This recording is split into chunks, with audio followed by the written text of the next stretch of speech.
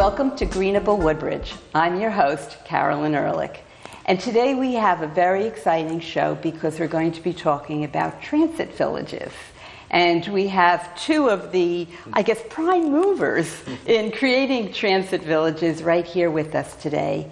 Peter Kasabak is the Executive Director of New Jersey Future. And I'm going to let you talk about New Jersey Future, but you had some of the original concepts for what a transit village should be, or also it's called a TOD, Transit-Oriented Development. And we also have with us Dave Minnow, who is the principal in Minnow Wasco, which is a planning and architect firm. And he is the chief planner and architect for this site where we are here today, which is Station Lofts. And it's a transformation of the old General Dynamics site into a transit village. And what I would like to do, because you gentlemen go back almost 2 decades together, I would like to let you just start talking about what is a transit village, and also would like to have you, when you first started talking about this concept, everybody was like, well, I like suburbia, I like my car, and I don't like your idea. And now they're just springing up all over the place. So talk about what it is and how we got from there to here. Sure. Well, I can go back a little bit and talk about the history of New Jersey Future. We were started back in 1987 as an outgrowth of the state plan. And the state plan was really designed to direct growth back into centers, back into our downtowns, back to where we have train stations and infrastructure, and leaving our open spaces open. So the organization has been promoting this type of development for almost 30 years. The names change, and we use different lingo as time goes on, but the concept has remained steady. So we like to think that smart growth advocacy has been a big part of it, but we also see changing demographics. People are looking and preferring different things now, which we're very excited about. And TODs, transit-oriented developments, take all shapes and sizes. Most frequently in New Jersey, we're referring to development in around New Jersey transit stations, but it can also be major intermodal bus terminals. It could be ferry stops, any form of transportation, even bicycle stops. So, but most of our transit-oriented developments are built around the principle of public transportation and also walkability within the community. And I would just add 2 other features that are really important for TOD are that they're compact. So you have a lot of uses in a small area, which lends itself to the walkability, and also that you have mixed uses. You have both the housing, you have jobs, you have entertainment, all mixed together. Open space, places for people to be inside, outside, social spaces. So Dave, you created this space, and it has every one of those elements that Peter just talked about. So why don't you talk about Station Lofts and the Art Center here and the creation of that? Sure. This project, I think, really, we can't take credit for it. It was really part of Carolyn's and the mayor's vision for many years. I think for about 10 years now. Right. You've been planning the center, and the idea was to really create a very unique community here on a site that was really an industrial wasteland at this point. There was contamination here, and it was an eyesore in the community. But the vision really became to create not only a walkable transit community, but to have these other uses that Peter mentioned. And in this case, one of the guiding principles was the development of an arts center. And we've now been funded to construct a 13,500 square foot performing arts center that has a lot of bells and whistles. And between working with the town and other consultants, we've visited many other arts communities in the New York area. We had a lot of fun doing that too. A lot of field trips, and we've come up with something that we think is really special. And now the town, even though the project is not even built yet, they're talking about the types of performances that are going to be there. But along with that, we have retail right along Avenel Street, very convenient to the train station. It'll be the type of thing where people on their way to the train can pick up something to eat or a cup of coffee. And also this facility, this club facility that we're sitting in today, provides a good bit of recreation for people here, and a comfortable club room, and a place to relax when they get back. And maybe we can talk about some of the other features as we get on with the conversation. Now, I love the exercise room. Great. And we don't want to forget that this does have an open space element, because aside from it having its own village green, it's open to Eric LeGrand Park. Right. And so it's open to the neighborhood. And one of the things that you have been able to manage, and the developers here, Atlantic Realty, is I was always concerned. I did not want to create the new people here in Station Lofts, and then the people in the neighborhood as two separate communities. Right. I kept talking about, let's make sure we have connectivity, because Avenel is a very walkable town as it is, and make sure everybody who lives in the neighborhoods also wants to walk here, and that they appreciate what's going on at the Art Center, that they want to come here at the end of a work day and get an ice cream cone or a donut at the coffee shop or something like that. And you've created that, and as they were building this, the developers were just very good neighbors. They gave the people in the neighborhood car washes, so that if there was dust, so there's like a little bit of a love fest here, where sometimes there's pushback between the two neighborhoods. That interconnectivity, I think, is a real positive. I know when we were working through the site plan issues with the town, the connection of creating sidewalks at the end of the stub streets that come into Station Village, they wanted to continue those sidewalks into our open space and into our network of sidewalks. So it's set up so that there's, right at the head of the existing neighborhood, there's a new pocket park that's part of this development. Right. So they enter through a park. It's really quite beautiful. Yeah. And to take a few minutes to talk about the Art Center, I have to give a plug to Middlesex County, because they are funding us $6 million. Right. And our developer is putting in $1 million. That's correct. So, and so far, the budget, you might have seen the bids, and I haven't seen them yet, is coming right in at that number. It's always good. Yeah. So we can talk about it. I mean, one of the things about the architecture in general here is that the theme of it is really hearkening back to its industrial roots, and the fact that it's right next to a train line. So the architecture is a little bit edgy. It uses brick and a gray type stucco, a lot of metal entry canopies, things like that, that really give it that sense of an older industrial site converted into something else. But with respect to the Art Center itself, the whole idea of working with the committee was flexibility, really making this a very flexible space for really almost any kind of performing arts and also lecture type gathering that you could imagine in that space, and looking at different ways to handle the stage there that could be sized for different size ensembles or dance performances was really a key factor. And then when you get into all the technical side of it with the lighting and the sound system, that too had to be flexible as well. So I think one of the things that we provided for is a nice reception area before people actually enter the performance space. And that really is a very welcoming feature of the Art Center itself. I understand you had a committee that was involved? We did. Yeah, maybe Carol. Could you tell us a little about the committee? The committee was made up, of course, with the mayor, myself, Marta Lefsky, our planner, and Vito, who is with the recreation. And we have already hired somebody who is going to be our theater manager, Anthony Wilkinson, who is an Emmy Award winner. He's a director, he's a producer, and he has so much energy that he can just keep everything moving real quickly by himself. And right now he's all over the country, networking and making contacts and talking about touring groups coming here. So as soon as the doors are open, I think we're going to be booked.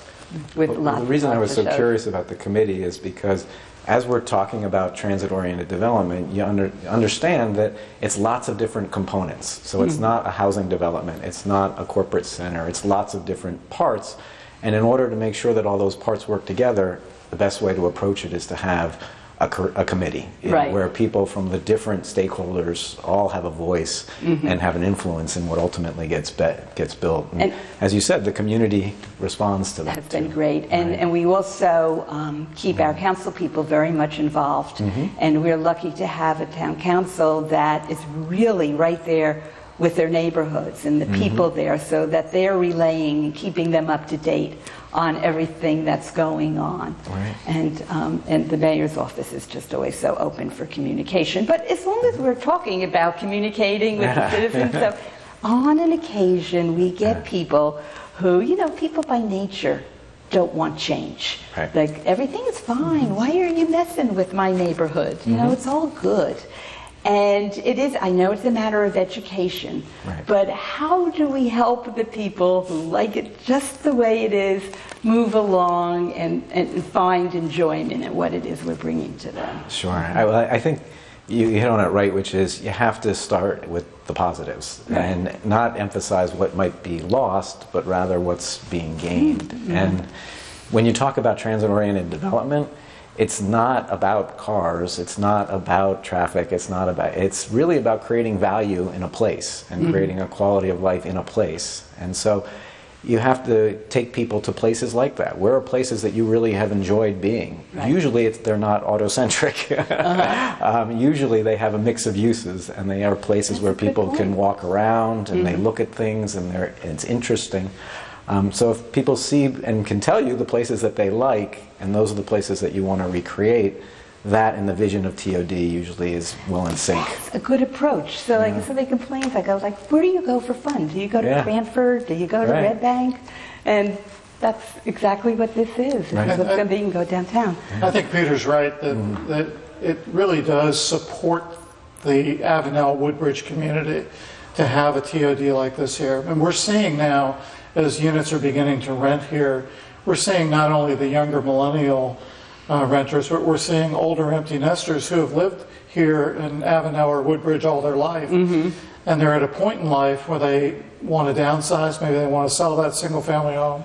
Maybe a couple, one of them has had some health issues and the other one wants a more easy lifestyle.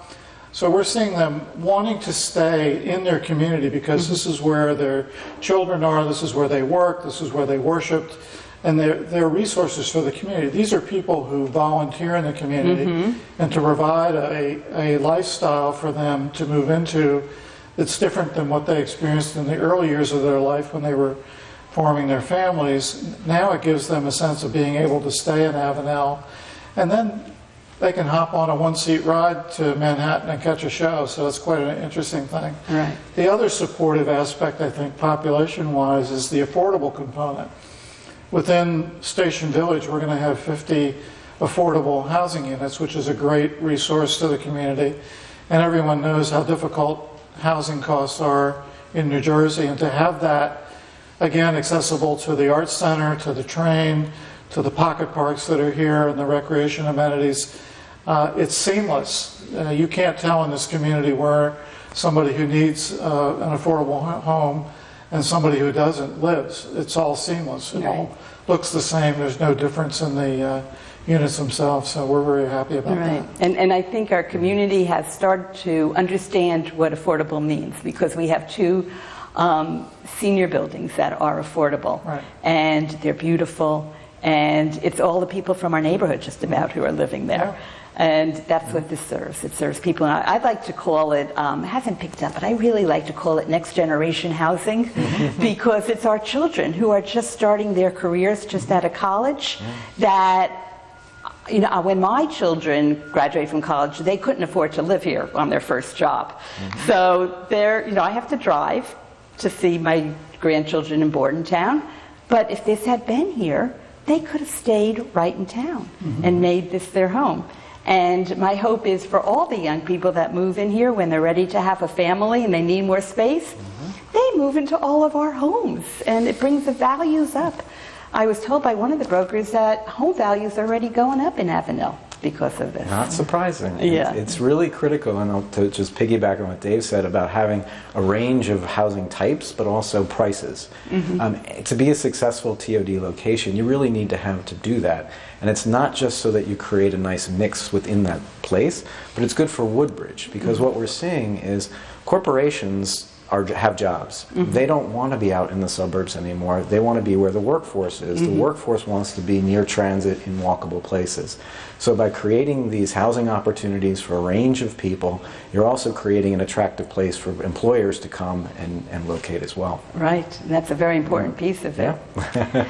And Dave, you're also working on a project in downtown Woodbridge. You know, Avenel has been a lot of steps ahead of Woodbridge. Woodbridge now, it's just they're at the planning and the assembling stage. And so talk about Woodbridge and downtown Woodbridge and your experience there. I mean, again, another TOD. Right. It's right next to Woodbridge's other train station and right across from City Hall. So it's a very exciting location, sort of what I would call Main and Main Right. in town. If you had to put a red dot somewhere for a new transit village, that would be it. And again, as Peter mentioned, it's got all the elements. It's got the mixed-use nature. We'll have quite a bit of retail, we suspect, on the ground floor, on the main streets there. We'll be providing not only parking for our community, which should be reduced, by the way, because of its close walk to the train station, but also parking for commuters. So that's a really good aspect. And the local community college that's there will also be able to take advantage of that parking as well. So we think that it's going to be a home run. Right, and we have Parker Press right there with all of the concerts that we have. We have free concerts downtown, which is a built-in amenity for all of the projects that are going to go on downtown. Right. So that's also very exciting, and a lot of good things are going to happen here with transit villages. Talk a little bit about the Millennials and what, you know, they seem to have a different dream than I had when I was younger and starting out in life. Talk about your experience. Well, just say we're about to come out with a report in a few weeks that talks about the whole demographic shifts and what's taking place in New Jersey. And it's been well documented that the millennial generation has a preference for walkable, compact places, especially near transit. But what we're also seeing in New Jersey is we're losing millennials. Millennials are leaving New Jersey at a higher rate than they're leaving other places. And part of that is because we're not providing them the places that they want to be, and especially that they can afford. So projects like this, projects that are around train stations that support millennials' preferences are really important, not just for the local community, but it's important for New Jersey's economy as well. Very interesting, Dave. And, you know, we've all read the reports, but millennials really are buying homes much later in life than our generation did. And now we're starting to see the demographic shift. We're getting more into the later millennial years and when they're into their mid-30s. And this is the time when they are thinking about maybe buying. But still, there's a strong preference for renting. And I read a statistic where a millennial will have 11 different jobs or career paths before they're 50 years old. And what that means to them is that they want to stay flexible. They don't want to be stuck to a mortgage or a housing market that's either up or down when they want to sell and move and take a job somewhere else. So they want that flexibility of being able to move quickly if they can.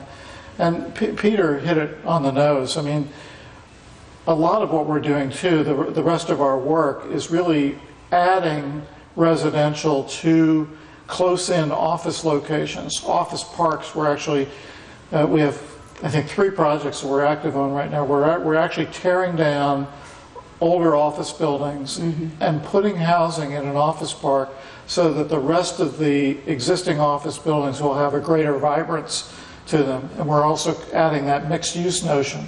We're adding retail and residential to office parks so that employers can attract the younger workers to an environment that they want to be in. We actually have a plan like that in place here in Woodbridge across from Metro Park.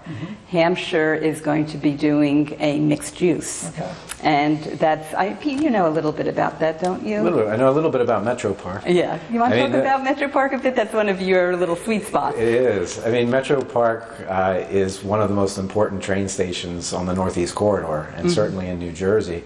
But it really was designed initially as a big park and ride, and now it's a big park and ride with some big corporate offices around it.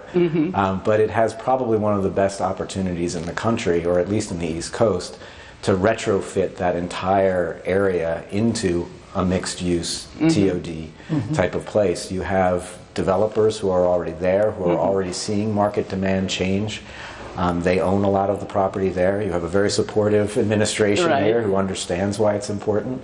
One of the challenges is that Woodbridge and Edison really have to work together to make that happen, and not a problem, but you know, just adding more people to the around the table sometimes can make it more complicated. But I think between Edison and Woodbridge, you have this amazing opportunity to be a national model for how to redevelop a train station into something that would be spectacular. And it's one thing to redevelop areas around train stations at a smaller scale, but that's at a scale that's so important that you really will attract people away from some of these other city centers, which is difficult to do right now. And I know you're coming back to Town Hall after this to talk about the traffic issue around Metro Park, but one of the easiest, well, not easy, but one way to solve the traffic issue around Metro Park is do this kind of development where the people are actually living where they work. It is, and what people don't understand is they often traffic is one of the first things that comes up when you have these discussions. And it really doesn't belong in the discussion at all, because when you're talking about transit-oriented development, you're talking about creating value. Value gets created by having lots of people, lots of action, lots of activities in one place. Cars are the lowest thing on the totem pole. If you're building highways and roads that connect places, you can talk about traffic. The biggest issue with Metro Park is how to start to move those cars to the periphery so that the people occupy the center and the cars are supportive. Back about, maybe it was like 8 years ago already, we were talking to New Jersey Transit about a plan to transform the station itself, not just the corporations around it, but that got lost in transit. Well, I think the big opportunity but we're looking there, forward to start the conversation again. is to think big. I mean, I think the mistake would be to look at individual parcels and individual development sites and try to make each of those into a TOD in and of itself. It really is to look at the entire area so that you can deal with all the connectivity issues and the traffic issues that currently exist at one time. It could be phenomenal. It would be phenomenal. There's a really great example down in Tyson's Corner in Virginia, which was a huge mega mall. And they reinvented themselves. They extended the metro system out and built a station in the middle of the mall and completely redesigned this entire complex to be a transit-oriented development location. It's really amazing. Sounds like a field trip. It'd be a good field trip. And Metro Park could easily be that, too. Could easily be that. Yeah. So we only have a couple minutes left, and I just want to touch on the health benefits and the environmental benefits of TODs. I can talk about two of them, and we see them both here, is that number one, you have a site that was contaminated over the years through industrial use, and that was the way it was in many towns in New Jersey, especially next to train lines. And even the train lines themselves had spurs that left things like PCBs dripping off the cars on the track areas, and those spurs are now abandoned and used as parts of property. So all these environmental toxic areas need to be cleaned up, and that's part of the benefit that happens when we build a residential community like this, is they get cleaned up to a very high degree. Very high. So that's a great benefit to everyone in the community. The second real benefit that I see is that these communities are truly pedestrian oriented. So we do see less cars. We see people walking to and from, biking to and from, and the more people walk and the more people bike, the healthier they're going to be. There you go. Right. So getting in a car and driving is not the healthiest thing you can do, but walking and biking are. So. I would agree completely with what Dave said. And the added benefit of having a walkable place is that you have fewer cars, which then gets to not only the health benefit, but the environmental benefit. So the air quality is improved, you have less greenhouse gas being emitted. So there's environmental benefits there. The less visible environmental benefits are also that as we direct growth back into these places, we take pressure off of our open spaces that are outside of the cities and outside of the towns. So there are environmental benefits across the board. Also, when you do TOD, it's generally done in a comprehensive fashion, so it lets you incorporate green infrastructure to deal with stormwater. It lets you look at how you use energy differently. It lets you look at all of the other environmental benefits, including pathways and walkways and open space and trees that you wouldn't necessarily be able to build at the right scale or in the right way otherwise. And as we are right here in the amenity building for Station Lofts, there are right here you can walk out your door and have a phenomenal gym right on the spot. Right. So I would also say there are also very big economic benefits too, which we've hinted at. But doing this type of development generates a lot more value per acre than when you do a sprawling development. It also makes it a lot easier to maintain the infrastructure on a per capita basis. It's much cheaper to maintain the infrastructure, so you can have higher quality infrastructure at a lower cost over time. What we're learning is that sprawl was expensive. Not only inefficient, but it's expensive to maintain that infrastructure. And not only maintain it, but to extend it. If you're going out into the suburbs and plowing down cornfields, you're extending all the sewer and water lines and drainage lines to those areas. Here, we had those sewer lines and water lines to utilize and to reuse, repurpose. So, as Peter said, it's much more economical. Well, I did want to just mention that you use the term transit village and TOD, and we've been using them somewhat interchangeably. And I want to give sort of a hats off to the state of New Jersey, because about 20 years ago they created the Transit Village program, which is a very specific program. There's 32 towns that are members, are part of the program, and it establishes very specific criteria of zoning and planning and what the town wants to do in that place in order to be eligible for being a transit village. And they're a great guideline. And with that, we have to wrap up. This has been so interesting. Thank you so much, Dave. Thank you for having us. Thank you very much for having us. You're doing a great job here. Thank you. And thank you for watching Greenable Woodbridge and being part of the change and part of the excitement.